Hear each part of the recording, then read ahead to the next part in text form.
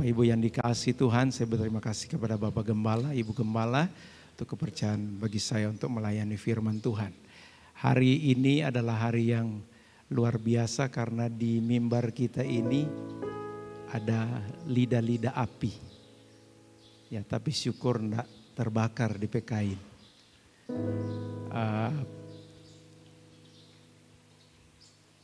Ini mengingatkan kita ya Bapak Ibu bahwa kita sementara ini ada dalam hari perayaan. Setelah Paskah kita akan menghadapi perayaan hari Pentakosta pada hari Minggu nanti. Sehingga Bapak Ibu yang dikasihi Tuhan, ini adalah merupakan perayaan yang seperti Bapak Gembala sampaikan. Semua perayaan yang ada di Alkitab itu penting. Termasuk juga dengan perayaan Paskah dan Hari Raya Pentakosta. Nah, Bapak Ibu yang dikasihi Tuhan, saya akan mengawali khotbah saya.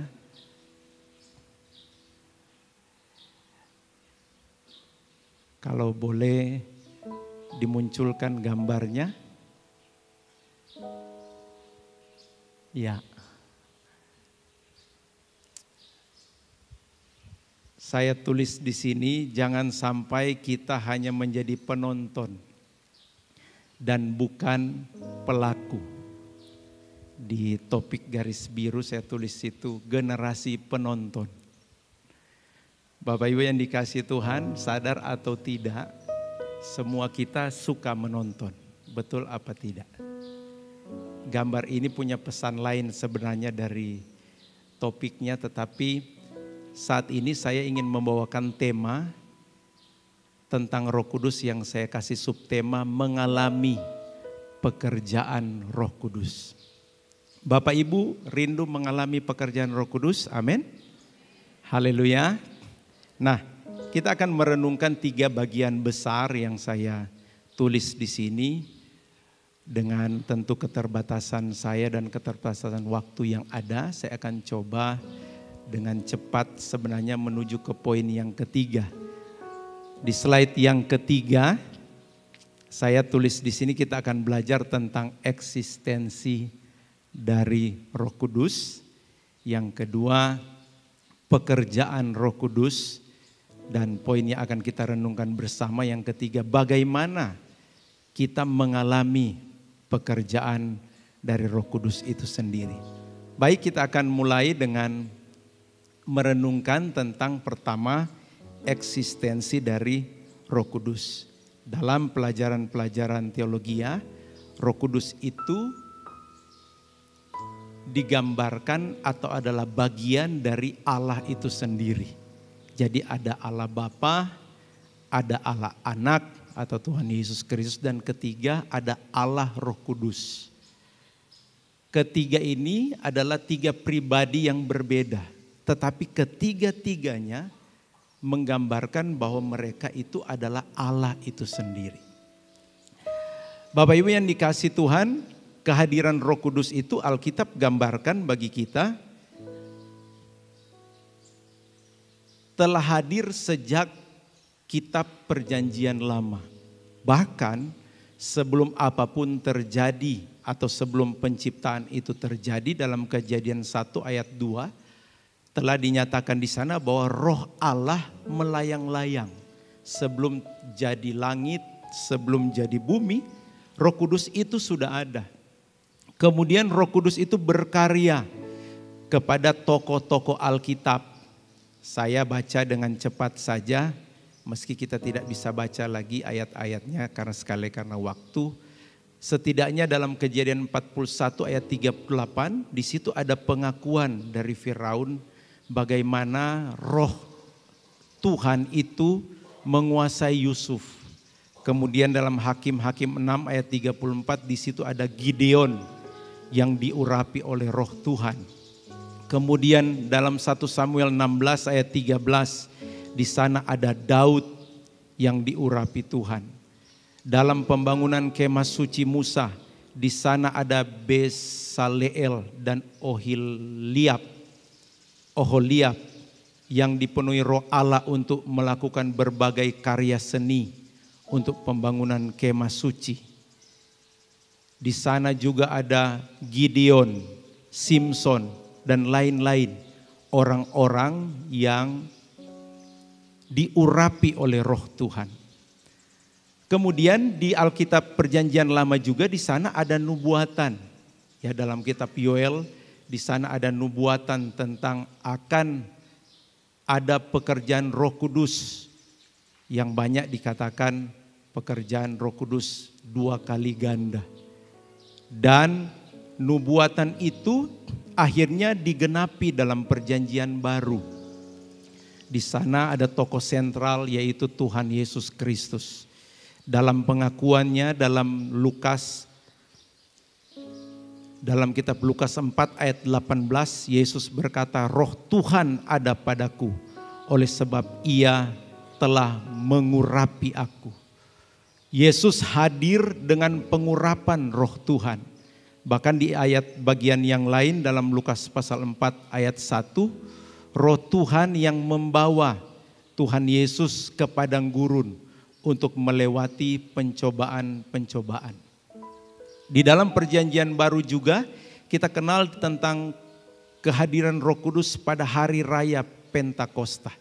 Hari raya ke-50 yang akan kita rayakan hari Minggu nanti. Ya, bahwa di hari raya Pentakosta yang biasa dirayakan oleh orang Israel itu menjadi waktu bagi pengikut Yesus, bagi murid Kristus setelah Yesus naik ke surga. Mereka berkumpul di loteng Yerusalem. Dan di sana mereka mengalami pencurahan Roh Kudus untuk pertama kalinya yang disampaikan tentang peristiwa loteng Yerusalem. Di sana juga terjadi pekerjaan Tuhan yang luar biasa, di mana Petrus yang sebelumnya menyangkal Yesus, setelah mengalami karya Roh Kudus, Petrus berani tampil di depan banyak orang. Dan dia mulai berkhotbah, dan hasil dari khotbah Petrus bisa melawat orang-orang yang ada saat itu. Alkitab mencatat 3.000 orang memberi diri untuk dibaptis. Ini adalah pekerjaan Roh Kudus yang kita lihat. Kemudian kita lihat juga pekerjaan Roh Kudus terus kepada gereja mula-mula. Bagaimana Roh Kudus memberikan karunia-karunia kepada hamba-hamba Tuhan. Seorang Rasul Paulus dalam urapan Roh Kudus, sapu tangannya saja bisa menjadi sarana untuk orang mengalami mujizat. Hal-hal yang spektakuler terjadi. Bahkan kalau kita lihat sampai hari ini, pekerjaan Roh Kudus itu tidak berhenti. Amin. Haleluya. Pekerjaan Roh Kudus itu tidak berhenti sampai hari ini.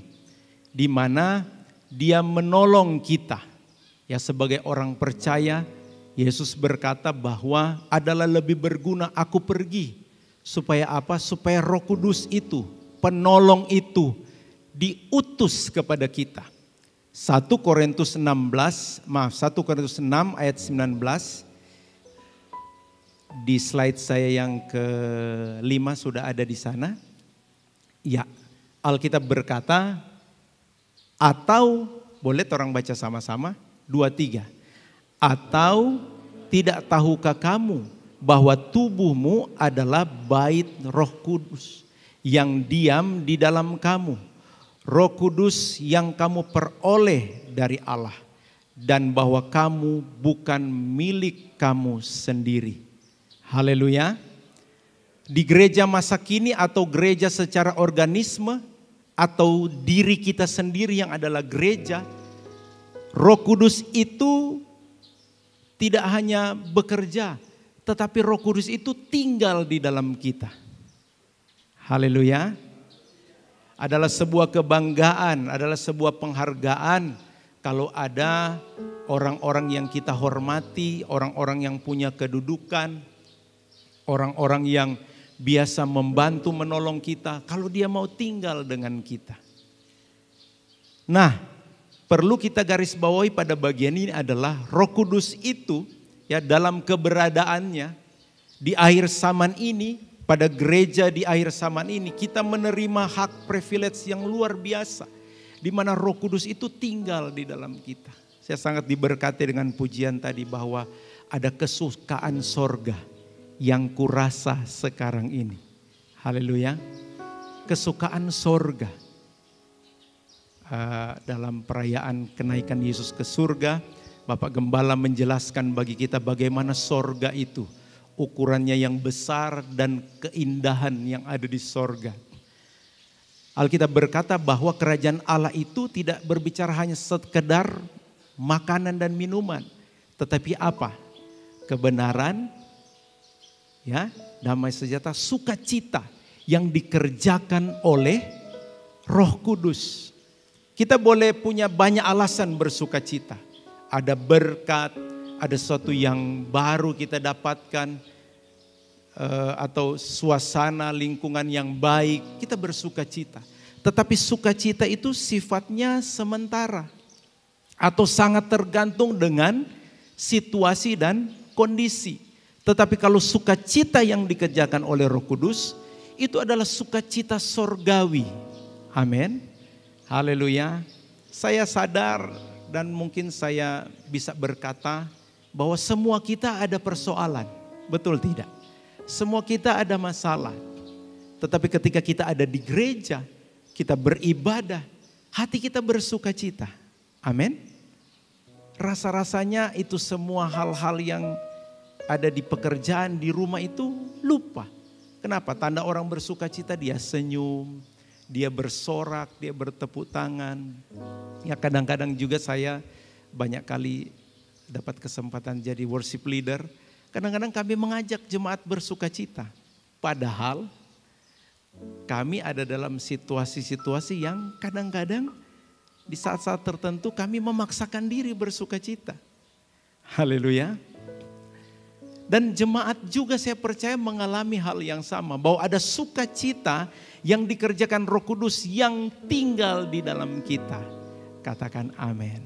Sehingga banyak orang berkata, kalau orang di dalam Tuhan, anak-anak Tuhan itu, dia sepertinya hidup tanpa beban. Selalu bersukacita. Haleluya. Kenapa? Karena sukacita itu dikerjakan oleh Roh Kudus. Amin. Nah, saya bahas bagian berikut. Bagi gereja secara organisasi, ya. Bagi gereja secara organisasi. Kita punya gereja namanya Gereja Pantekosta di Indonesia. Kata Pantekosta itu sebenarnya diambil, ya, dirujuk dari kata Pentakosta. Cuman masalah pelafalan saja. Jadi Pantekosta. Tetapi sama artinya. Kalau boleh saya sederhanakan, orang pe gereja ini Bapak Ibu, DP nama sebenarnya Gereja Roh Kudus. Amin. Orang sebenarnya ada di organisasi yang kalau orang lihat orang pe logo gereja ini kan simbol, ya, simbol tentang gambaran dari gereja ini.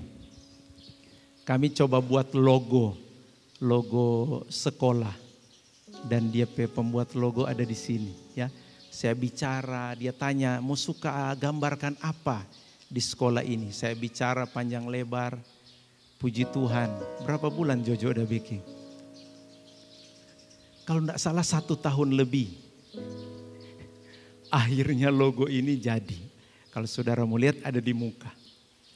Kalau Bapak Ibu ikut live streaming datang di Manemonembo, kong lihat. Karena di slide saya tidak ada. Logo itu ingin menggambarkan apa tujuan, apa isi. Nah, di gereja kita ada logo ini. Saya dapat sumber dari website GPDI Sulut. Kalau salah nanti Bapak Gembala akan luruskan sebentar karena Bapak Gembala adalah anggota dari majelis daerah. Dan saya coba kutip, ini ada banyak DP, kalau orang pe logo ini, di dalam logo ini ada salib, ada burung merpati, ada Alkitab yang terbuka, kemudian ada cincin yang ada tulis GPDI, kemudian ada kotak. Semua ini ada artinya tapi minta maaf saya fokus saja pada gambar burung merpati. Apa arti gambar burung merpati di logo gereja kita? Ini mewakili atau menggambarkan kuasa roh Allah yang kudus sebagai kekuatan yang memimpin jemaat gereja Tuhan menuju kesempurnaan. Tidak sampai di situ Bapak Ibu, gereja kita menggambarkan dengan warna. Mungkin tidak terlalu kentara tapi ini ada warna biru, cocok dengan WL dan Singers Baju. Warna biru, kita tadi nanti sadar ya kita pakai hitam. Mar ini biru sebenarnya. Tapi so campur jadi hitam.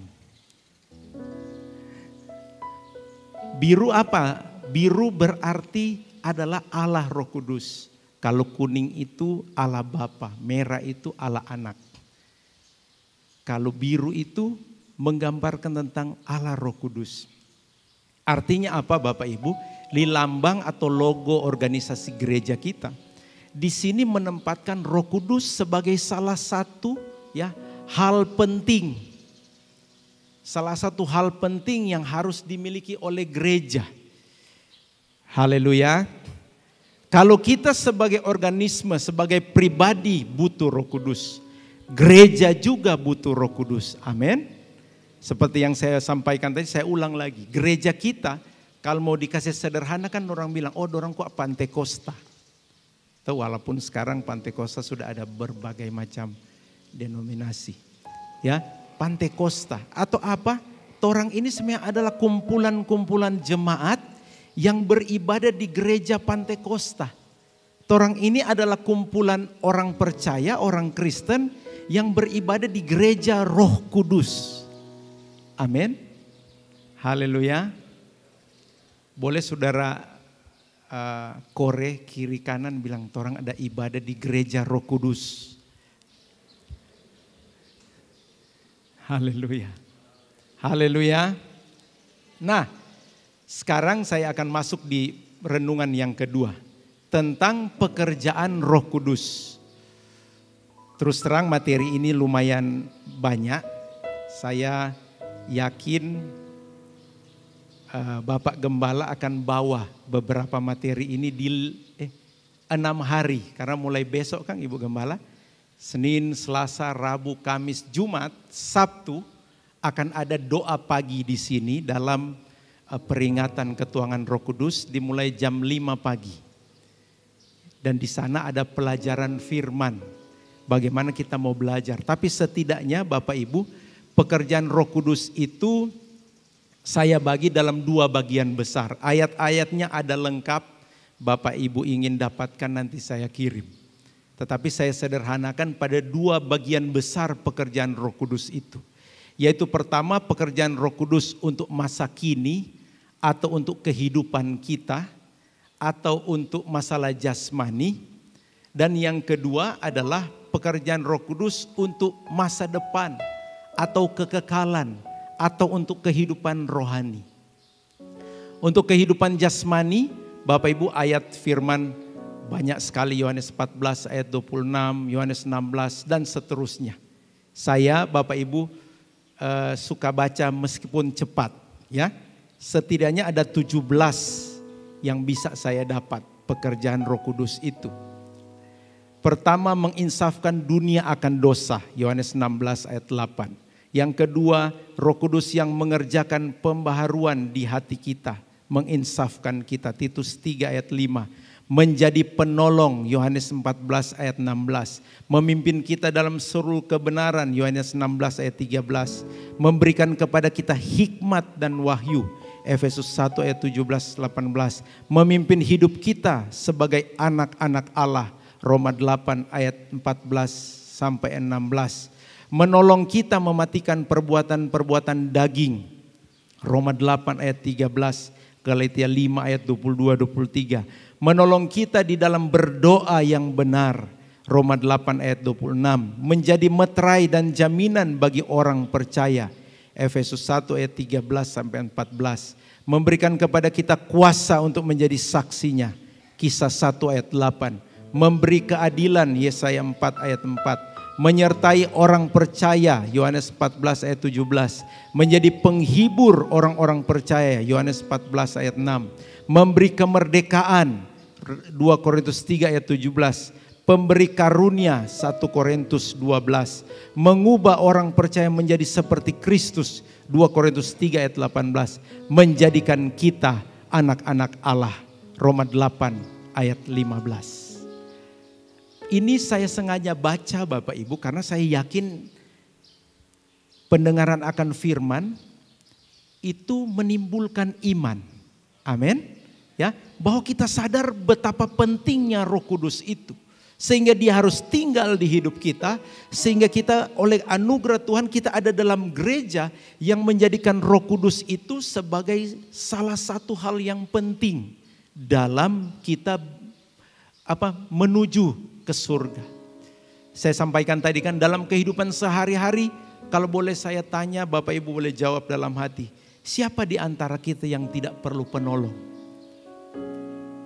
Ya, siapa di antara kita yang tidak perlu penolong? Saya biasanya Bapak Ibu, kalau keluar daerah, istri saya itu sedia semua. Semua, pokoknya sedia semua. Nah, ketika saatnya saya ada di sana, ini kurang kita sendiri tuh Bapak Ibu. Saya kasih sederhana begini. Kadang-kadang kita pulang dari sana, sampai di rumah, kita istri periksa ulang. Kemudian tapi istri bilang, kiapanya nak makan ini cookies.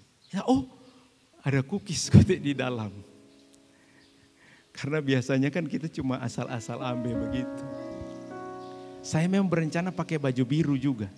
Tapi istri saya dia baju biru maksud jadi hitam. Pokoknya kalaupun ada tuta lupa cuma mau tanya, ada di mana ini? Di situ. Wah, semua lengkap. Saya perlu penolong, saya perlu istri saya. Tetapi ada saatnya juga saya harus berusaha sendiri. Tetapi puji Tuhan kita punya penolong yaitu Roh Kudus yang tinggal di dalam kita. Dimanapun kita berada, dia ada di sana. Katakan amin. Katakan amin. Tuh, apapun, apa yang Tuhan tidak bisa tolong pada kita. Apa yang Tuhan tidak mampu lakukan. Tuhan pernah bertanya kalau saya tidak salah kepada Yeremia atau Yeskiel. Menurut kamu adakah sesuatu yang mustahil bagiku? Haleluya. Roh Kudus akan menolong kita dalam pekerjaan kita, katakan amin. Roh Kudus akan menolong kita dalam studi kita, katakan amin. Mahasiswa katakan amin. Roh Kudus akan menghibur kita. Oh haleluya. Bapak Ibu saya pernah pelajari biaya apa paling mahal dalam hidup manusia. Selain kesehatan Bapak Ibu ada satu juga yang mahal. Yaitu hiburan. Toh Bapak Ibu kalau ada waktu atau ada kesempatan orang penginap di hotel. Toh, di hotel itu DP rate itu rata-rata. Saya tidak tahu ya hotel, kalau hotel-hotel bintang 3, 4, 5 apalagi bintang 7. Toh, DP harga saya pernah cek ada hotel atau ada resort yang DP harga 500 juta satu malam. Oh Tuhan. Kalau di Bitung itu Bapak Ibu sudah dapat beli 3 perum. Cuma satu malam. Kenapa orang mau bayar mahal? Karena dia suka terhibur. Betul tidak? Haleluya. Dulu pernah saya terlibat dengan sebuah panitia dan kami undang artis. Orang pikir karena dia mau menyanyi di KKR, kong gratis, nyana kutip bayar. Habis lagi, ratus lagi habis. Mahal itu hiburan. Haleluya. Tapi Roh Kudus kasih pada orang penghiburan gratis, tis. Haleluya. Haleluya. Saudara bersyukur ada Roh Kudus, amin. Roh Kudus juga memberikan karunia-karunia. Ini karunia ini kalau kita mau baca banyak sekali. Tapi karunia-karunia Roh Kudus kasih pada orang. Baik untuk hal-hal jasmani maupun juga untuk hal-hal rohani. Kedua, Roh Kudus, pekerjaan Roh Kudus itu untuk masa depan kita. Untuk apa? Keselamatan. Alkitab berkata dalam Kisah Para Rasul, tidak ada seorang pun mengaku Yesus adalah Tuhan selain dari Roh Kudus itu yang buat dia mengakui itu. Amin. Sehingga bisa dikatakan semua kita yang ada di gereja ini, semua Bapak Ibu yang beribadah lewat live streaming, apabila engkau mengaku Yesus sebagai Tuhan, maka itu Roh Kudus yang bantu kita. Amin. Dalam kata lain, Roh Kudus menginsafkan kita akan dosa. Roh Kudus membawa kita mengenal kebenaran. Makanya saya tulis ini, Roh Kudus itu mengajar, menginsafkan. Roh Kudus itu apa? Membimbing kita. Ada bagian lain berkata, Roh Kudus itu adalah jaminan bagian kita. Roh Kudus itu jadi jaminan bagi kita sampai kita memperoleh semua janji-janji Tuhan. Sehingga saya tulis di merah ini, kalau boleh kita baca sama-sama. 2, 3. Kita membutuhkan Roh Kudus. Boleh ganti kata saya, 2, 3. Saya membutuhkan Roh Kudus. Kita perlu Roh Kudus dalam hidup sekarang ini. Kita juga perlu Roh Kudus untuk keselamatan kita. Katakan amin. Saya tulis, ada bagian yang saya garis bawahi ini di slide saya yang ke-8. Yohanes 3 ayat 5. Saya kasih judul sini, pentingnya baptisan Roh Kudus. Boleh orang baca sama-sama Yohanes 3 ayat 5. Ini pembicaraan Yesus dan Nikodemus. Jawab Yesus, 2, 3. Jawab Yesus, aku berkata kepadamu, sesungguhnya jika seorang tidak dilahirkan dari air dan roh, ia tidak dapat masuk ke dalam kerajaan Allah. Dalam salah satu pekerjaan Roh Kudus bagi orang percaya, itu Roh Kudus itu membaptis kita. Baptisan Roh Kudus ini adalah karya pertama orang percaya ketika dia mendapat lawatan Roh Kudus. Dalam penjelasan Alkitab, salah satu tanda atau tanda yang biasanya menyertai baptisan itu adalah orang berbahasa roh. Orang berbahasa roh, bahasa yang diberikan roh kepadanya. Ada bahasa yang tidak dipahami. Kalau baca kitab Kisah Para Rasul 2, ada bahasa yang orang yang menyampaikan tidak tahu, tetapi orang yang mendengarnya tahu. Nah, bagian ini saya tulis, baptisan Roh Kudus menjadi salah satu syarat masuk surga. Haleluya. Walaupun saya ingin garis bawahi, jangan sampai kita jadi orang Kristen, orang percaya yang hanya mengkultuskan kepenuhan Roh Kudus. Atau dia nanti perlu Roh Kudus di hari apa? Kalau dulu kan orang dengar 10 malam. Tapi ini orang kan gereja modern, DP nama 10 subuh. Bukan 10 kote, 6. Saya tadi malam siapkan khotbah ini. Kong kita ikut satu gereja doa malam. Jadi sambil kita susun khotbah, kita so berlutut. Dari bagus sekali. Dorang ada berdoa. Tapi Bapak Ibu jangan sampai orang jadi orang Pantekosta cuma for itu. Amin. Haleluya. Di Alkitab kan nak tulis musim malam, musim 10. Toh, jadi orang bekeng 6. Karena tiap pagi jemaat DTC ada menara doa. Katakan amin. Oh, haleluya. Setiap pagi jemaat DTC ada menara doa. Katakan amin. Haleluya. Puji Tuhan. Oke, baik, kita tiba pada bagian bukan terakhir khotbah saya ya, tapi topik terakhir dari 3 topik yang kita pelajari. Pertama kita pelajari tadi tentang bagaimana eksistensi Roh Kudus di hidup kita. Bahwa Roh Kudus itu ada di dalam kita, amin. Roh Kudus itu ada atau menjadi salah satu pusat di gereja kita, amin. Yang kedua adalah bagaimana Roh Kudus itu bekerja. Dan kita semua butuh pekerjaan Roh Kudus. Haleluya. Bahkan untuk Bapak Ibu atau ada pemuda remaja yang belum menerima baptisan Roh Kudus, mari memiliki konsentrasi untuk menerima baptisan Roh Kudus. Nah, yang terakhir, bagaimana mengalami pekerjaan Roh Kudus. Hanya ada 2 poin. Pertama, mari kita buka Kisah Para Rasul 2 ayat yang ke-38. Bapak Ibu ada di slide saya ini ayatnya ya. Kalau masih bisa baca bersama saya. Kisah 2 ayat 38, jawab Petrus 2:3. Jawab Petrus kepada mereka, bertobatlah, hendaklah kamu masing-masing memberi dirimu dibaptis dalam nama Yesus Kristus untuk pengampunan dosamu. Maka kamu akan menerima karunia Roh Kudus. Pada poin yang pertama sini saya kasih judul, bagaimana kita merespon panggilan Tuhan. Atau bagaimana kita taat pada perintah.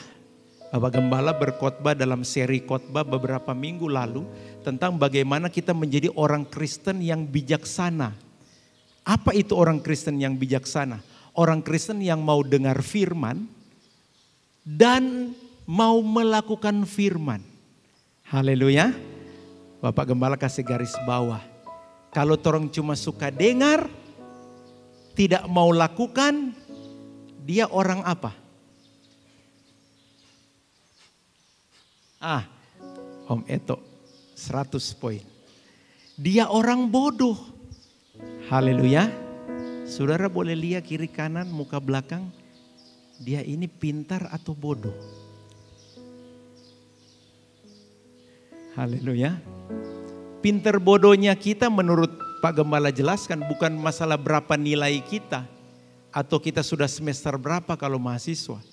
Tetapi ada pada masalah apa? Taat atau tidak pada firman. Waktu Petrus berkhotbah Bapak Ibu, yang Petrus berkhotbah itu bukan jemaat seperti kita sekarang. Petrus berkhotbah kepada orang-orang ya yang sebagian besar di antara mereka yang menjadi penyebab Yesus itu disalib. Haleluya.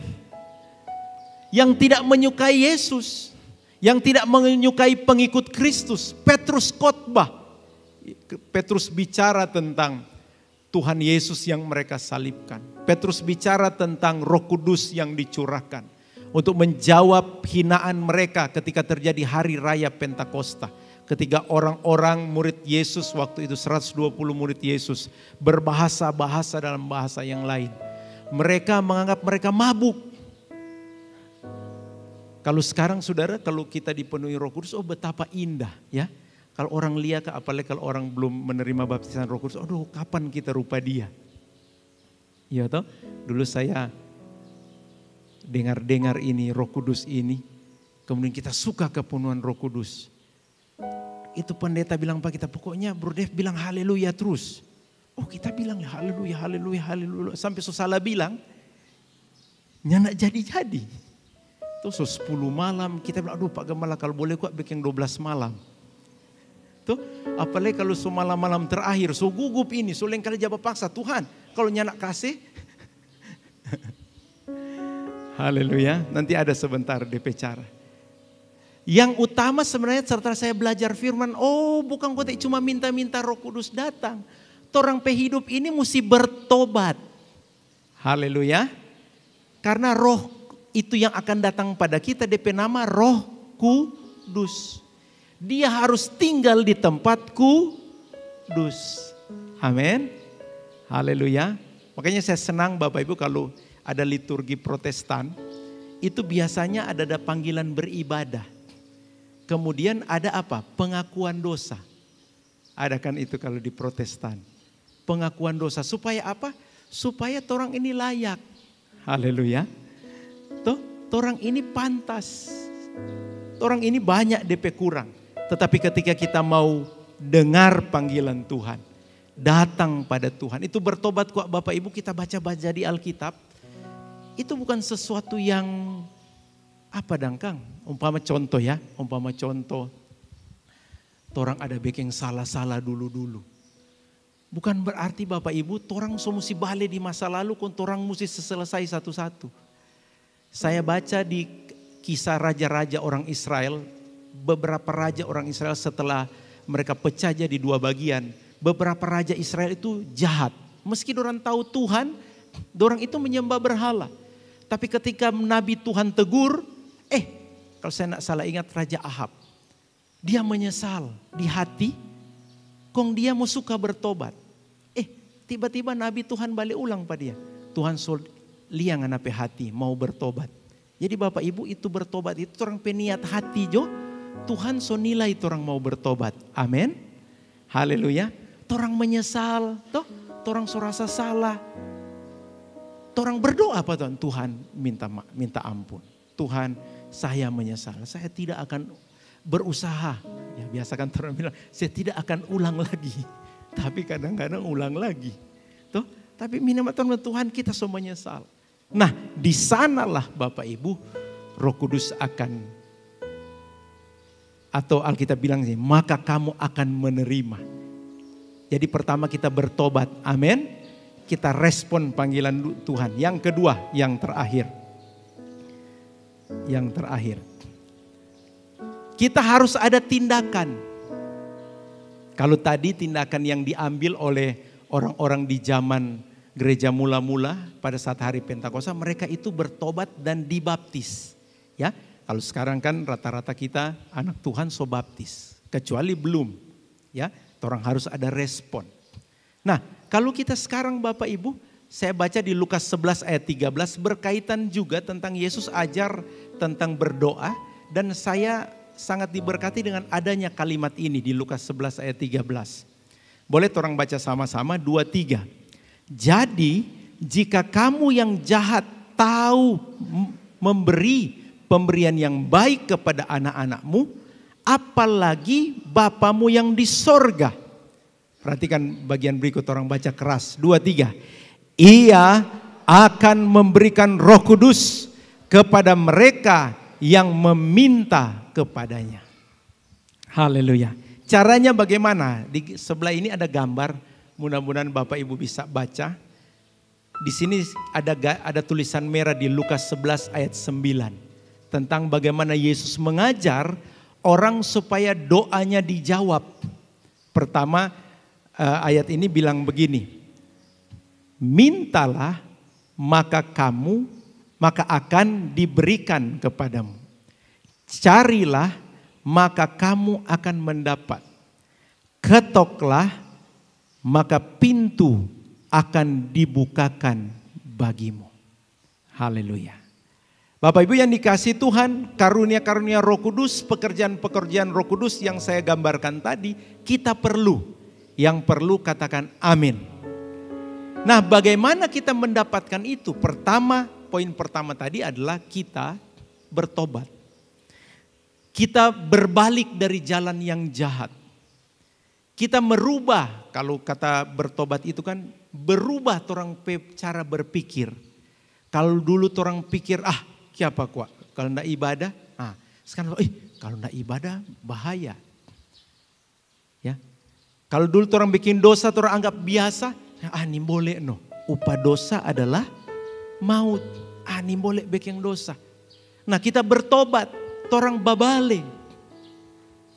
Kemudian Bapak Ibu, kedua kita harus ada tindakan. Nah, saya bagi ini tindakan 3 ini. Minta, cari, ketuk. Minta itu berhubungan dengan apa Bapak Ibu? Berhubungan dengan doa. Haleluya. Berhubungan dengan doa, meminta. Sekarang Bapak Ibu, kalau orang coba renungkan, orang perlu Tuhan. Dalam hal ini yang orang renungkan, orang perlu Roh Kudus sebagai penolong kita, penghibur bagi kita, memberikan hikmat, memberikan karunia-karunia rohani, masalah keselamatan orang perlu. Sekarang pertanyaannya, berapa banyak orang minta Roh Kudus pimpin orang? Berapa banyak kali orang doa ini? Saya sudah bilang tadi, jangan sampai Bapak Ibu kita ada sindrom. Sindrom kita perlu Roh Kudus itu nanti apa? Nanti hari raya Pentakosta. Padahal Roh Kudus itu kita perlu setiap hari. Amin.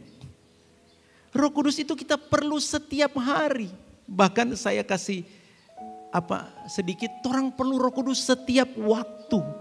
Amin. Satu ketika Bapak Ibu saya ada dalam KKR. Di KKR itu saya salah satu panitia. Kemudian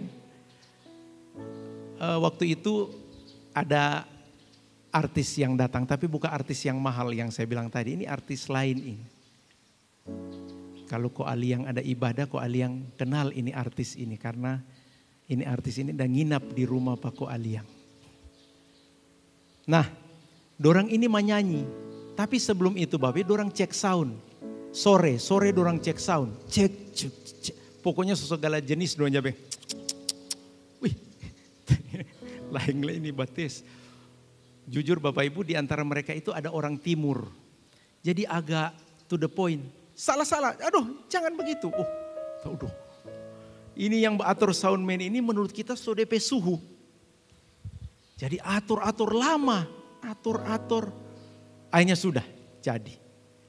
Sekarang DP KKR malam, dorang menyanyi.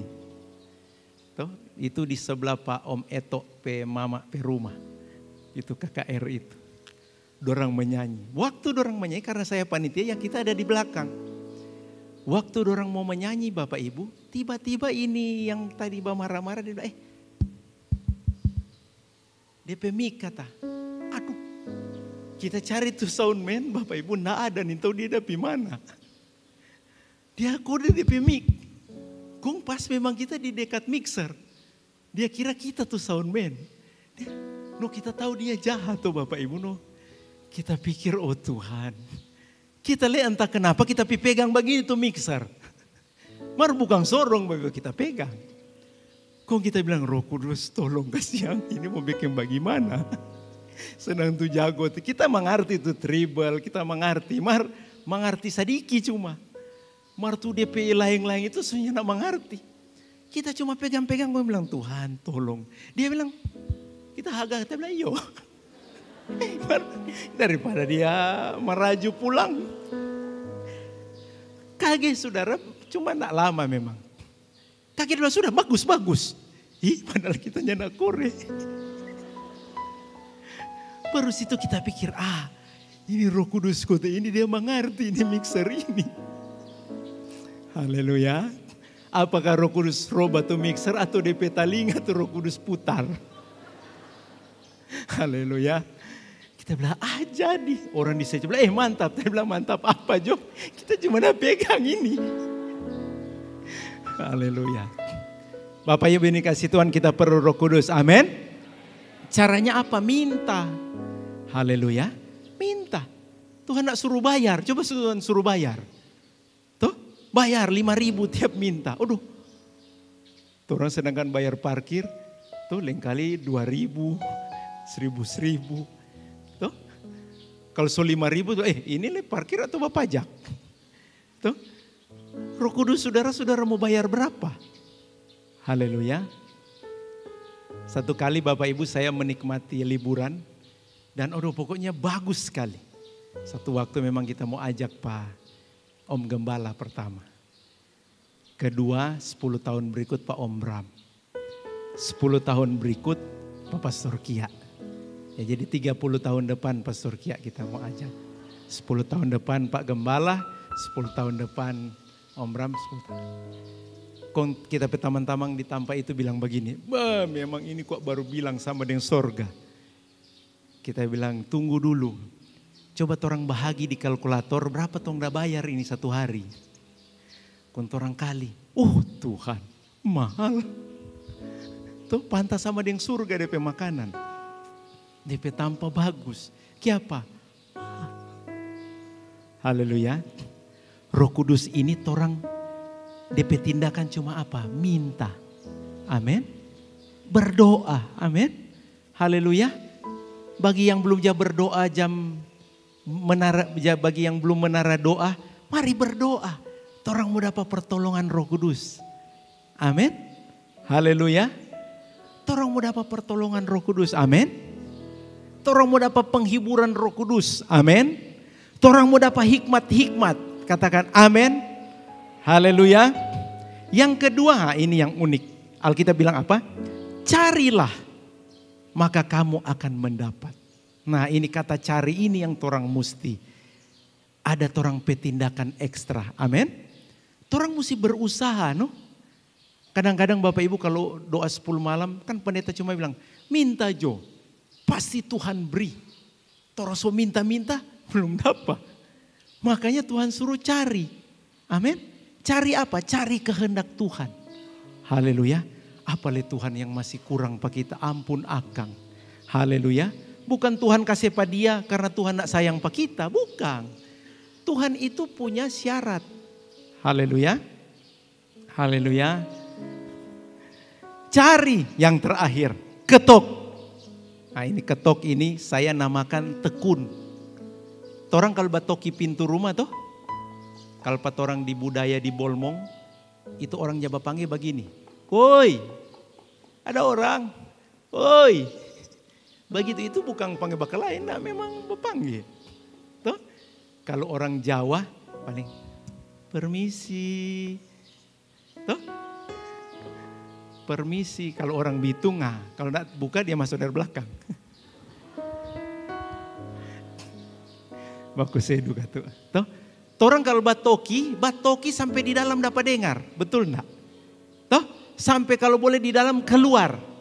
Haleluya. Apalagi kalau orang tahu, ada DP slop, berarti ada. Toh, kalau Pak Gembala orang lihat jo, oh ada Pak Gembala P Oto. Toh, orang oh ada Pak Gembala. Tapi kadang-kadang Pak Gembala enggak bawa oto. Jadi kadang-kadang oto ada, Pak Gembala enggak ada. Haleluya. Bapak Ibu yang dikasih Tuhan, orang kalau yakin ada orang mau bataria sampai kuat, amin. Saudara percaya ada Roh Kudus, amin. Ada Roh Kudus, amin. Makanya orang zamannya berhembuslah Roh Kudus di tempat ini. Tuh, ku buka hati untuk Rohmu Tuhan. Kenapa? Karena orang percaya dia ada. Haleluya. DP masalah apa? Tekun. Amin. Kita cerita tuh kita remaja dulu. Kita lihat memang waktu itu belum ada pengajaran tentang bahasa roh. Kan kalau dengar sekarang ada DP cara berbahasa roh, ada DP sekolah. Dulu waktu saya masih di kampung enggak ada. Jadi kita ingin tahu. Haleluya, haleluya. Oh puji Tuhan. Beberapa tahunnya enggak pernah jadi Bapak Ibu. Terus 10 malam karena saya ini Pantekosta dari kita pe oma opa Bapak Ibu. Mungkin dari bayi kita sudah ikut doa 10 malam. Tapi lama kita ingat-ingat Bapak Ibu, nanti kita SMA, kita ada ikut satu acara Bapak Ibu. Waktu itu kalau tidak salah ingat Pak Max Bolang. Kita waktu itu susah dikit putus asa leh. Aduh dari kecil kita tidak dapat apa, apalagi ini. Ya kita berdoa bukan tidak sungguh-sungguh tapi kita berdoa so biasa. Haleluya. Kaget Bapak Ibu kita so tutup fore. So balumpa-balumpa. Kita so balumpa-balumpa begini. Tapi sadar Bapak Ibu tuh, di mulut kan keluar haleluya puji Tuhan. Ini setahu Kang, waktu itu belum lagi DP bahasa baru bagoyang-goyang. So ini setahu Kang Marta, pendeta bilang mesti bahasa roh, nyanda no. Kedua pendeta yang lain, kita lihat kita semua bahas serius ini. Waktu dia kok kita ciri. Bang, aduh, apa ini ciri begini, yang ada orang tolak. Kita pe ibu gembala di kampung, patah tuh kursi. Karena ibu gembala lumayan lebih berat dari kita maksudnya. Begini tuh. Sampai kita lupa ya sudah. Tuhan so berkati. Haleluya. Sebab itu orang mesti tekun. Katakan amin. Yang perlu Roh Kudus katakan amin. Yang mau bertobat katakan amin. Yang mau berdoa katakan amin. Yang mau cari Tuhan, kehendak Tuhan katakan amin. Yang mau tekun katakan amin. Tuhan Yesus memberkati.